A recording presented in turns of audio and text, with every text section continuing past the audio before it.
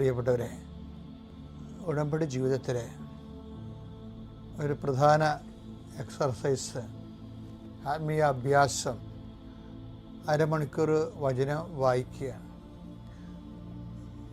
അതിൻ്റെ ഭാഗമായിട്ട് എനിക്ക് പലപ്പോഴും തോന്നിയിട്ടുള്ളത്, നിങ്ങൾ ഒരു 20 മിനിറ്റ് വചനം വായിച്ചിട്ട്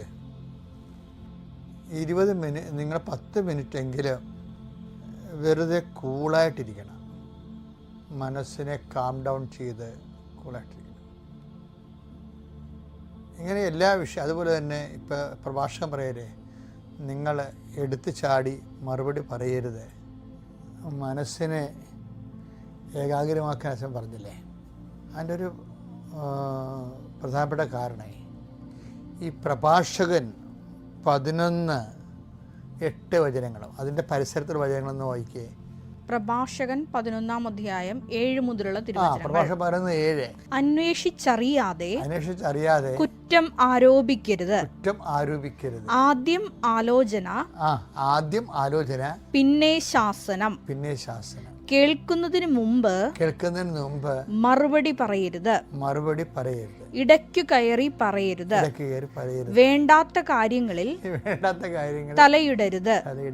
പാപികളുടെ വിധി തീർപ്പിൽ പങ്കാളിയാകരുത്. അതായത് ഇതിൻ്റെ വിഷയം വെച്ച് കഴിഞ്ഞാൽ പല വിഷയങ്ങളും. ഇപ്പം ഞാൻ എപ്പോഴും അമ്മയെ കാണുമ്പോഴേ അമ്മയുടെ മനസ്സില്ലേ, അമ്മയുടെ മനസ്സ് പറയാൻ വേണ്ടി എപ്പോഴും ബൈബിൾ പറഞ്ഞത് എന്താണെന്ന് വെച്ച് കഴിഞ്ഞാൽ, മറിയമെല്ലാം ഹൃദയത്തിൽ സംഗ്രഹിച്ചു എന്നാണ് എല്ലാ വിഷയങ്ങളും. അപ്പോൾ അവിടെ അതിൻ്റെ അകത്ത് എല്ലാം ഉണ്ട്. എടുത്തയാടി മറുപടിയില്ല. പിന്നെ എന്തെങ്കിലും ഇല്ലാത്തത്, കേൾക്കുന്നതിന് മുമ്പ് മറുപടിയില്ല. അന്വേഷിച്ചറിയാതെ കുറ്റം ആരോപിക്കരുത്. പിന്നെ ആദ്യം ആലോചന പിന്നെ ശാസനം. കേൾക്കുന്നതിന് മുമ്പ് മറുപടി പറയരുത്. ഇടയ്ക്ക് കയറി പറയരുത്. അപ്പൊ ഇതിനെല്ലാം കൂടി എടുത്തിട്ടാണ് ഒരു മരിയൻ ബിഹേവിയർ ഫോം ചെയ്യണത്. എന്താണ് ഇതിൻ്റെ കണ്ടൻസ് ഉണ്ട്, അതിൻ്റെ അകത്ത് കണ്ടന്റുകൾ. മറിയം എല്ലാം ഹൃദയത്തിൽ സംഗ്രഹിച്ചു. ഇപ്പം ഹൃദയത്തിലേക്ക് ഇപ്പം നമ്മൾ ഈ മരുന്നൊക്കെ വായിക്കത്തില്ലേ, പക്ഷേ വാക്സിനേഷൻ്റെ ഇഞ്ചക്ഷനൊക്കെ വാങ്ങിക്കുമ്പോൾ, ഇപ്പോൾ പോളിയോയുടെ ഇഞ്ചക്ഷൻ തന്നെ എടുത്താലും അപ്പോൾ ഗവൺമെൻറ് ഓർഡർ ഇടും, നാളെ പോളിയോയുടെ ഇഞ്ചക്ഷൻ ഉണ്ടെന്ന് നമ്മൾ പറഞ്ഞു കഴിഞ്ഞാൽ അവർ ആ പോളിയോയുടെ ഇഞ്ചക്ഷൻ ആ ദിവസം പോളിയോ ഇഞ്ചക്ഷൻ കഴിയണവരെ ആ വാക്സിൻ ആ സ്ഥലത്ത് കറണ്ട് പോകത്തില്ല. എല്ലാ ഫ്രിഡ്ജും കൃത്യമായിട്ട് വർക്ക് ചെയ്യാൻ വേണ്ടി കറണ്ട് അവിടെ കൊടുക്കും. അതെന്താ കാര്യം? എല്ലാ മരുന്നിലും എഴുതിയിട്ടുണ്ട്, keep it in A cool and dark place. ഈ വചനം ഹൃദയത്തിൽ സംഗ്രഹിക്കുമ്പോൾ ആ ഹൃദയത്തിൽ മറിയത്തിൻ്റെ ഹൃദയം ഒരു കൂൾ ആൻഡ് ഡാർക്ക് പ്ലേസാണ്. അവിടെ കെമിക്കൽ ചേഞ്ച് ഉണ്ടാകത്തില്ല. എന്തിനാണ് ഈ ഡാർക്ക് പ്ലേസിലൊക്കെ വെക്കുന്നത്? കൂളായിട്ടുള്ള സ്ഥലത്ത്. ഹീറ്റായി കഴിഞ്ഞാൽ ഇപ്പോൾ വൈറസിൻ്റെ ഇപ്പം ആൻറ്റി ബാക്ടീരിയയൊക്കെ ഉള്ള നമ്മൾ ആൻറ്റിബയോട്ടിക്കൊക്കെ എടുക്കത്തില്ലേ, അപ്പോൾ ആൻറ്റിബയോട്ടിക്സിൻ്റെ ആ വൈറസിനെ അറ്റാക്ക് ചെയ്യാൻ പറ്റിയ കെമിക്കൽ മോളിക്യൂള് ഈ മരുന്നിലുണ്ട്. പക്ഷേ ഹീറ്റ് അടിച്ചു കഴിഞ്ഞാൽ അതിൻ്റെ മൂലകത്തിന് തന്മാത്ര ചേഞ്ച് വരും. അത് വേറെ ഒരു സാധനമായിട്ട് മാറും. അതുകൊണ്ടാണ് keep it in A cool and dark place എന്ന് പറയുന്നത്. മരുന്ന് മാറിപ്പോവും. ഇപ്പോൾ ഉദാഹരണത്തിന് ആസ്പിരിൻ എന്നും പറഞ്ഞൊരു മരുന്നില്ലേ, അപ്പോൾ ഇത് ഫ്രിഡ്ജിൽ വെച്ചില്ലെങ്കിൽ അതിന് ഹീറ്റ് അടിച്ചു കഴിഞ്ഞാൽ ഉടനെ അതിൻ്റെ തന്മാത്ര ചേഞ്ച് ചെയ്തിട്ട് 2 ആസിഡായിട്ട് മാറും. ഒന്ന് ഈ ത്വക്ക് രോഗത്തിനൊക്കെ പറ്റുന്ന സാലിക് ആസിഡ്, രണ്ടാമത്തത് വിനാഗിരിയായിട്ട് മാറും. ആ കെമിക്കൽ ചേഞ്ച് വരും. അപ്പം നമ്മൾ ഉദ്ദേശിക്കുന്ന കാര്യം നടക്കത്തില്ല. ഇതാണ് കൂൾ ആൻഡ് ഡാർക്ക് പ്ലേസിൻ്റെ വിഷയം. നമ്മുടെ ബിഹേവിയറിൽ എപ്പോഴും ഈ കൂൾ ആൻഡ് ഡാർക്ക് വേണം. എന്ന് വെച്ച് കഴിഞ്ഞാൽ എല്ലാ കാര്യവും എല്ലാവരോടും പറയാനുള്ളതല്ല, കുറച്ച് ഡാർക്ക് ഉണ്ടാകണം. എല്ലാ കാര്യവും എല്ലാവരും അറിഞ്ഞാലേ ഉള്ള അവസ്ഥ എന്തായിരിക്കും? ഞാൻ ചില സ്ഥലത്ത് അവർക്ക് ഇപ്പോൾ ചിലർ പൊട്ടന്മാരാണെന്ന് നമ്മൾ പറയണേ, അവർക്ക് എങ്ങാനും ചെവി കേൾക്കാമെങ്കിൽ എന്തുമാത്രം അടി നടന്നേന്. ഇന്നിപ്പോൾ ചിലർ പൊട്ടന്മാരാകണമെന്നല്ല ഞാൻ പറയണത്. അതായത് ചില കാര്യങ്ങൾ ചില സമയത്ത് അറിയാൻ പാടില്ല. അതാണ് ഡാർക്ക് പ്ലേസ് എന്ന് പറയണത്. അതറിഞ്ഞാൽ അതിൻ്റെ ഭവിഷ്യത്ത് എന്താണെന്ന് നമുക്കൊരു പിടിയും കിട്ടത്തില്ല.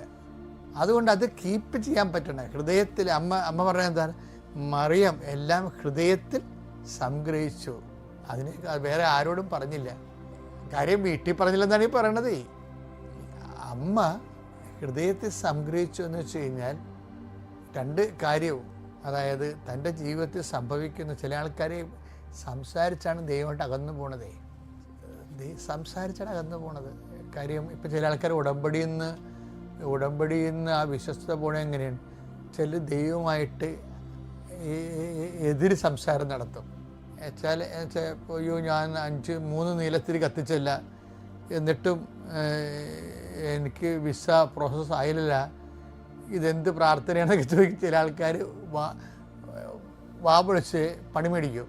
കാര്യം ചിലപ്പോൾ ദൈവം നാളെ ചെയ്യാനിരുന്ന കാര്യമായിരിക്കും. ഇതിനേക്കാളും നല്ലൊരു ടൈമിൽ നിനക്ക് എയർ ടിക്കറ്റ് എടുത്ത് നിനക്ക് കറക്റ്റ് ലാൻഡ് ചെയ്യാൻ വേണ്ടി ദൈവം കരുതി വെക്കുമ്പോഴാണ് നിൻ്റെ സ്വന്തം സ്വഭാവം കൊണ്ട് ദൈവ അനുഗ്രഹത്തിനെതിരെ നീ വാപൊളിക്കണത്. അതുകൊണ്ട് വാപൊളിപ്പ് കുറക്കണമായിരിക്കും എപ്പോഴും നല്ലത്. Keep it in A cool and dark place. ഇനി ചില കാര്യങ്ങൾ ആരോടും പറഞ്ഞിട്ടില്ല. അതായത് ഇപ്പോൾ ഇടയന്മാർ ഒക്കെ അമ്മയെ വന്ന് പെറ്റുതെറിഞ്ഞ് കണ്ടല്ലേ, എന്തോ ഒരു നാണക്കേടാ. എന്തൊരു സുന്ദരമായ ജീവിതത്തിൽ കുടുംബത്തിൽ പെറ്റിരുന്നെങ്കിൽ എന്തോ ഒരു അംഗീകാരവും സമ്മാനങ്ങളും ആൾക്കാരുടെ സഹായങ്ങളും സഹകരണങ്ങളൊക്കെ കിട്ടും. ദൈവം എന്നോടിത് ചെയ്തല്ല എന്ന് വേണമെങ്കിൽ ഈ ഇടയന്മാർ വന്നപ്പോൾ അമ്മയ്ക്ക് ഒരു വാക്ക് പറയാമായിരുന്നു.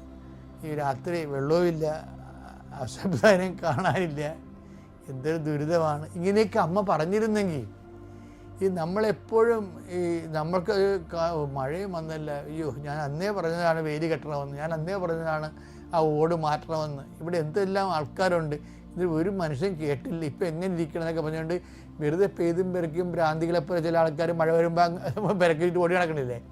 അപ്പോൾ ഈ സംഭവം എന്നൊക്കെ പറയുന്നത് ഇതൊക്കെ മിണ്ടാതിരുന്ന് പ്രെയർ ചെയ്യേണ്ട വിഷയമാണിത്. നടന്നില്ല, ഓക്കെ. അതിൻ്റെ പേരിൽ നമ്മൾ പ്രാന്തെടുത്താൽ വീണ്ടും നമുക്ക് കീപ്പ് ഇറ്റിനെ കൂൾ ആൻഡ് ഡാർക്ക് പ്ലേസ് എന്നുള്ള ഹീറ്റ് ആകാവുന്ന വല്ല മാർഗമുണ്ടാകും. പിന്നെ ലൈറ്റ് ആൻഡ് ഹീറ്റ് കയറി വരികയല്ലേ, അപ്പോൾ നമ്മുടെ മോന്ത തെളിയത്തില്ല. പിന്നെ അത് ആവശ്യമില്ലാത്തതിനൊക്കെ നമ്മൾ കയറി വാക്കത്തേക്ക് പിടിച്ച് ഇല്ലാത്ത ഇഷ്യൂ സന്ധിക്കുമ്പോൾ അടി പ്രവാസത്തിലേക്ക് ഉണ്ടാകും. ചിലപ്പോൾ അന്ന് ഭക്ഷണം പോലും കഴിക്കാൻ പറ്റത്തില്ല. Keep it in A cool and dark place. അതാണ് ഈ പ്രഭാഷകൻ പറഞ്ഞതിൻ്റെ കാരണം. അപ്പോൾ ആദ്യം കേട്ടാലും മറുപടി കുറച്ച് കാര്യം ഡാർക്കിൽ വെക്കണം. സീൻ ഡാർക്കായെന്നൊക്കെ ചിലതൊക്കെ അങ്ങനെയല്ല, കുറച്ച് കാര്യം മറ്റുള്ളവരുടെ വെളിച്ചത്തിൽ കൊണ്ടുവരേണ്ട സമയം അല്ലെങ്കിൽ അവർ അറിയേണ്ട വിഷയം അല്ലെങ്കിൽ നമ്മൾ അറിയിക്കേണ്ട കാര്യമില്ല. ഞങ്ങളൊക്കെ എന്തുമാത്രം ലക്ഷക്കണക്കിന് രഹസ്യങ്ങൾ സൂക്ഷിക്കുന്ന ആൾക്കാരാണ്. ആരും എൻ്റെ കൂടെ ഉള്ളവർക്ക് പോലും എന്താണെന്ന് പോലും ഒരു പിടിയും കിട്ടത്തില്ല. കാര്യം പ്രൊഫഷണലായിട്ട് നമ്മുടെ ജോലി അതാ. ഇതുമാത്രം മനുഷ്യരെ ഹൃദയം തുറക്കണ നമ്മുടെ പ്രൊഫഷണൽ ജോലി അതാ. ചിലപ്പോൾ അവർ എന്നോട് പറഞ്ഞതിന് അവർക്ക് ചിലപ്പോൾ എൻ്റെ പ്രാർത്ഥന ബന്ധം ഉണ്ടാകത്തുള്ളൂ. അവരുടെ മറ്റുള്ള ആൾക്കാർ എന്നുമായിട്ട് എന്നെക്കണം നല്ല പ്രവർത്തന ബന്ധങ്ങളുണ്ടാവും. പക്ഷേ എന്താണെന്ന് ഒരു പിടിയും കിട്ടത്തില്ല. അത് ഡാർക്ക് പ്ലേസ്. എപ്പോഴും വിഷയം എന്ന് വെച്ചാൽ ഈ പ്രഭാഷകൻ നമ്മൾ വായിച്ച 11:7 തൊട്ടുള്ള വചനങ്ങൾ എടുത്ത് ചാടി മറുപടി പറയാതിരിക്കുക.